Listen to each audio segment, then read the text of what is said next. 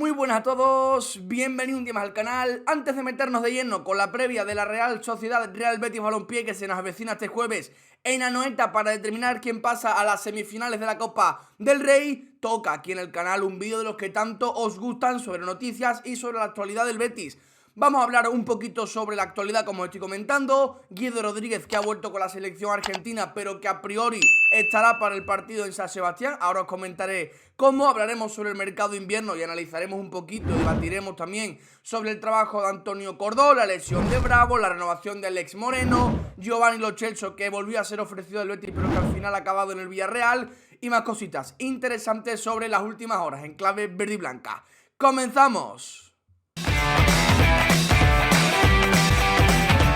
En primer lugar, la situación de Guido Rodríguez para llegar al partido de este jueves, que como ya comentamos hace una semana contrajo el COVID, se recuperó durante la pasada semana y finalmente la AFA solicitó sus servicios. Ni el futbolista ni el propio Betis pudieron negociar con la selección para quedarse con el argentino. En este sentido, Guido ya viajó para estar con sus compañeros, ya está entrenando y preparado para disputar el partido que se disputará el miércoles, es decir, la madrugada del martes al miércoles a las 12:30 de la noche. ¿Qué ha preparado el Betis para que pueda llegar el enfrentamiento copero? Un vuelo charter, o mejor dicho, lo ha preparado la propia AFA, un vuelo charter desde donde se disputa el partido hasta Madrid. Por lo tanto, Guido junto a Germán Petzela vuelven, si no hay nada extraño, mañana miércoles a las 8 de la tarde para estar con sus compañeros en San Sebastián mañana miércoles. El partido, recordemos que se disputará el jueves a las 8 de la tarde. Si no hay lesión, si no hay exceso de minutos para ninguno de los dos, entiendo que sobre todo en el caso de Guido será titular en Anoeta. Si hay molestias, si hay lesión, pues evidentemente no podrá llegar. Pero Guido como tal tiene programado un vuelo charter cuando acabe el partido de esta noche para volver con el Betis y llegar al enfrentamiento copero. En segundo lugar, y volviendo a comentar los sucesos del derbi, el comité de apelación ha reducido la condena o la sanción, mejor dicho, al Betis al cierre parcial del estadio. Recordemos que previamente era la clausura del Benito Villamarín, el Betis no iba a poder jugar ahí y tenía que desplazarse a otro estadio donde sí iban a poder acudir todos los aficionados, y se ha reducido esa sanción a un cierre parcial del Villamarín, donde se podrán disputar esos dos partidos, pero donde la grada de animación estará completamente vacía. Aún no es definitivo, aún no se aplicará para el partido frente al Villarreal, porque el Betis va a recurrir al TAD, lo que básicamente va a hacer que se vayan alargando los plazos y que aún quede tiempo para saber hasta dónde llegará esto y en qué partido se aplica una sanción, si es que finalmente la hay o no. En cualquier caso, a día de hoy la sanción sería esa, el cierre de la grada de animación en los dos partidos que determine cuando se finalice todo el proceso. En cualquier caso, aún queda esperar. Ya sabéis que se está acercando, o mejor dicho, hoy mismo ha comenzado febrero, por tanto ya se está acercando esa eliminatoria europea entre Zenit de San Petersburgo y Real Betis Balompié. En este sentido, una novedad que no ha dejado el mercado invernal: Sardar Azmoun, desde mi punto de vista el mejor futbolista del conjunto ruso, ha salido al Bayer Leverkusen, baja que ha conseguido cubrir el equipo ruso con Yuri Alberto, delantero de 20 años, brasileño procedente de Internacional. Recordemos que el delantero iraní tenía unas cifras espectaculares. Esta misma temporada, estando a las alturas a las que estamos, ya llevaba 10 golitos. Es una buena noticia a priori para el Betis, porque era un verdadero cañón, un futbolista corpulento pero también rapidísimo al espacio, con buena definición, etcétera. De eso se ha librado el Betis y veremos qué tal le encaja Yuri Alberto en el equipo ruso. En este sentido, también el Zenit ya ha empezado a preparar esa eliminatoria europea, ya ha empezado a volver a esos entrenamientos para preparar la vuelta a la competición en Portugal. Ya lo comentamos cuando tocó este rival, que tienen ahora las vacaciones y durante un mes o cositas así preparan en países bastante más cálidos que Rusia, evidentemente, la vuelta a las competiciones. Recordemos que su primer partido después de las vacaciones será esa eliminatoria frente al Real Betis. Veremos qué tal, pero a priori la baja de Sardar Azmoun es una buena noticia para el Betis.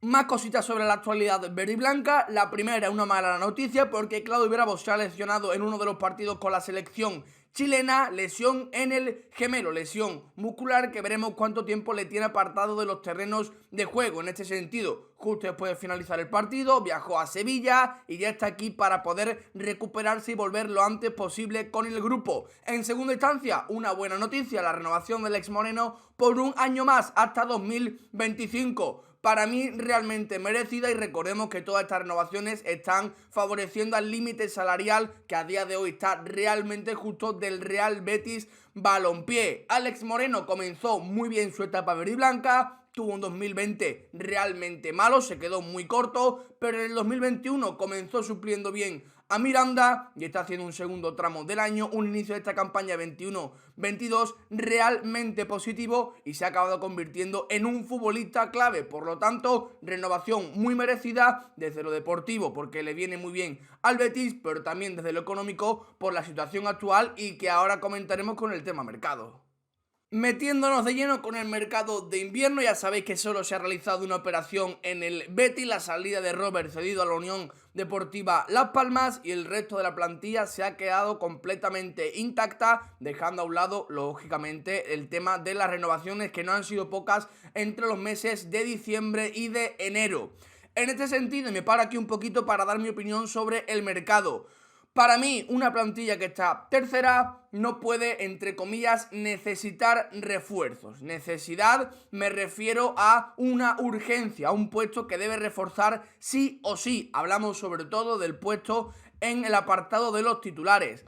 ¿Qué sucede? Que a mí el único lunar evidente que me parece que tiene la plantilla es el suplente de Guido, que ya lo hemos comentado. A mí me parece que Paul da el perfil, pero con el tema de las lesiones el chico está teniendo muchísima mala suerte y no está participando apenas y no está ayudando al equipo porque no está disponible para poder jugar. Partiendo de esta base, en la que Paul no está para poder jugar por el tema de lesiones, pese a que él mismo se ha recuperado, y que Guido no tiene otro suplente evidente, pues estamos partiendo de que el Betis necesita un futbolista ya de por sí que es suplente, que viene para ser suplente. Por lo tanto, si necesitas un suplente, no debe ser una urgencia, porque una urgencia es cuando necesitas un extremo titular, un puesto en el que no te están rindiendo ninguno de los dos, y eso al Betis no le pasa. Nos metemos en que necesita un suplente para Guido. Ahora bien, ¿qué perfil necesitas? Recordemos que una cesión de un futbolista joven es para, como se suele decir, criar pollitos, tener un jugador que aquí ya sabe que no va a tener continuidad, que además quizá le tenga que pagar parte de su salario y con el que el Betis no va a poder crecer de su mano, porque él, si bien decidido, acabará saliendo y tampoco va a tener mucha más trascendencia a la historia.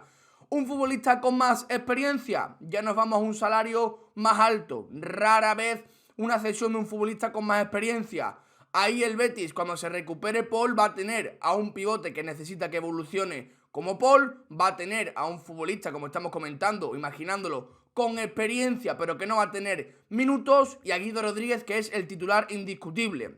Ya para empezar, buscar un perfil ahí suplente me parece algo realmente complejo, pero es que si nos vamos al tema económico para encontrar ese perfil, la cosa se pone muchísimo más cruda, porque primero el Betis le tenía que dar salida a jugadores para encontrar alguna llegada, y aquí es donde nos encontramos con que Camarasa, Joel y Tello acaban contrato en este mismo verano, y los candidatos a salir, Paul y Montoya, han estado lesionados. Montoya sigue lesionado de larga duración y Paul durante todo enero ha estado lesionado, ha sido baja, como hemos comentado previamente. Por lo tanto, yo entiendo que es el trabajo de Antonio Cordón, pero es que la situación me parece tan difícil de gestionar y que además tampoco me parece tan urgente, porque ahora que Paul se ha recuperado, desde mi punto de vista la plantilla sí que puede estar al 100%. Entiendo que se ha cerrado el mercado de esta manera, sin ningún sobresalto, sin ninguna oportunidad de mercado. Primero, por lo bien que va el equipo. Segundo, porque tampoco había un futbolista muy claro que pudiese venir, sobre todo para el puesto de pivote, y porque el Betis, por la situación económica, no se puede permitir nada más.